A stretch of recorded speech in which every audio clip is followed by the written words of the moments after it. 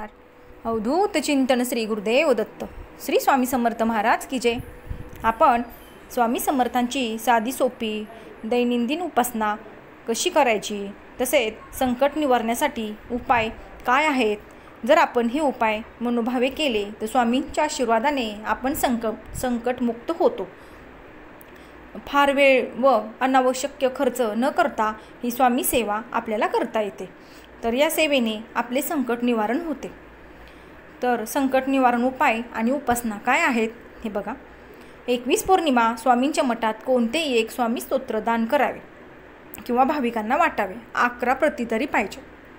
स्वामी समर्थांच्या मठास केशरी, लाल किंवा पिवळा ध्वज अर्पण करावा. याने यशप्राप्ती येईल.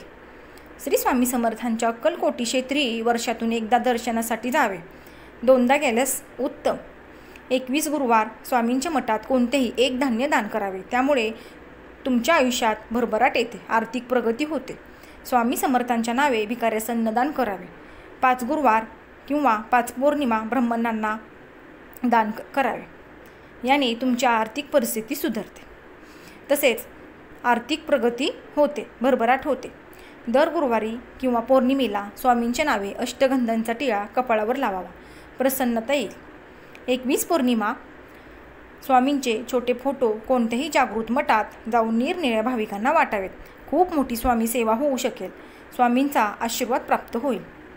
स्त्रियांनी 11 पौर्णिमा आपल्या घरी ब्राह्मण सवाष्णीस बोलवून ओटी भरून तिला पुरण आणि दूध द्यावे. त्यामुळे सवाष्णी संतुष्ट होऊन आपल्याला आशीर्वाद देईल आणि आपल्या कुटुंबाची भरभराट होईल. दर गुरुवारी आणि पौर्णिमेला स्वामींच्या जागृत मठात प्रत्येकी 6 केळी दान करावे. 21 पौर्णिमा स्वामींचा उपवास धरावा व मठात जाऊन दर्शन घ्यावे.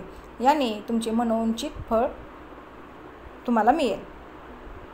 31 गुरुवार स्वामींच्या मठात 100 ग्रॅम साखर ठेवावी. त्यामुळे आकस्मिक आलेल्या संकटाचे निरसन होईल. स्वामींची आवडती कांदा भजी महिन्यातून एकदा गरीब व्यक्तीस खायला द्यावी. अन्नदानाचे पुण्य मिळते. पीडा व क्लेश घालवण्यासाठी स्वामींना जव व पिवळी मोहरी स्वतःवरून ओवाळून 21 गुरुवार स्वामींना अर्पण करावे. दर गुरुवारी गुरुलीलामृतचा 1 अध्याय वाचावा. स्वामी चरित्र सारामृतचा 1 अध्याय गुरुवारी वाचावा. त्यायोगे स्वामी सेवा घडेल. अक्कलकोट स्वामी स्तोत्र महात्म्य दर पौर्णिमेला पठण करावे. श्री स्वामी समर्थांचे स्तोत्र नित्य पठणात असावे. आपल्या घरी स्वामींच्या पादुका अगर मूर्ती असल्यास स्वामींच्या चरणी दर गुरुवारी अत्तराचे थेंब पेरावेत. 5 पौर्णिमा स्वामींना केशर अर्पण करावे. अचानक आलेले गंडार्थ टाळण्यासाठी श्री स्वामी समर्थांच्या जागृत मठात न चुकता तुपाच्या छोट्या पंत्या लावाव्यात. असे 11 गुरुवार केल्यास अकस्मात आलेले संकट टळू शकेल. इतका प्रभावी हा उपाय आहे. कोणतेही मोठे संकट आल्यास रोज स्वामींच्या मठात जाऊन मनोभावे दर्शन घ्यावे. स्वामी संकटातून निश्चित तारतील. नित्यसेवा म्हणून अगरबत्ती, अत्तर बाटली, धूप, गुलाब पाणी, गोमूत्र या वस्तू दान कराव्यात. 1 ते 1.5 वर्ष स्वामींना मठात जाऊन मनोभावे अष्टगंध अर्पण करावे. त्यामुळे मनोवंचित सफल होईल. रोज उठल्यावर फक्त स्वामी समर्थ म्हणा, दिवस उत्तम जाईल. स्वामींच्या मठातील उदी नेहमी आपल्या बाळाच्या डोक्याला लावावी. यामुळे आपले बाळ निरोगी आणि भयमुक्त राहील. वडाच्या फांदीला देव्हाऱ्यात ठेवून स्वामींच्या नावे या फांदीची पूजा करावी. यामुळे आपली भरभराट होऊन दीर्घायुष्य प्राप्त होईल. संतती प्राप्तीसाठी स्वामींच्या जागृत मठात नंदादीप तेवत ठेवावा. संतती होईपर्यंत हा उपाय करावा. याने लवकरच संतती होईल. रोज 1 माळ स्वामी समर्थांचे नामस्मरण जरूर करावे. याने आपल्या मनाला शांती लाभते. श्री गुरुलीलामृत ग्रंथाचे पारायणे स्वतः करावीत किंवा ब्राह्मणाकडून करावीत. गुरुवारी आणि पौर्णिमेला साधे अन्न शाकाहारी खावे. मद्य मांस सेवन करू नये. अभयभक्षण करू नये. गुरुवारी किंवा पौर्णिमेला सात्विक वस्त्रे परिधान करावीत. श्री स्वामी चरित्र सारामृत पोथीचे 12 पारायणे स्वतः किंवा ब्राह्मणाकडून करून घ्यावीत. याने मोठी स्वामी सेवा होईल. दर गुरुवारी श्री गुरुलीलामृत या ग्रंथावर भगवे झेंडूचे फूल व्हावे. 31 पौर्णिमा स्वामींच्या जागृत मठात जाऊन स्वामींच्या प्राणप्रतिष्ठित पादुकांचे पंचोपचार मनोभावे पूजन करावे.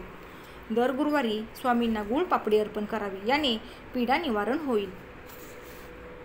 दररोज वटवृक्षाला वंदन करावे. वटवृक्ष म्हणजे वडाचे झाड. हे स्वामी समर्थांचे अतिशय प्रिय आहे. स्वामी या वृक्षाखाली नेहमी वास करत असत. त्यामुळे जेथे वटवृक्ष दिसेल तेथे स्वामींचे स्मरण करून वटवृक्षाला वंदन करावे. आपल्या वाढदिवसाच्या दिवशी 5 वटवृक्षाची झाडे ही स्वामींच्या नावे आपल्या परिसरात लावावीत. घरात स्वामींची तसबीर किंवा मूर्ती असेल तर दर्शनी भागात लावावी.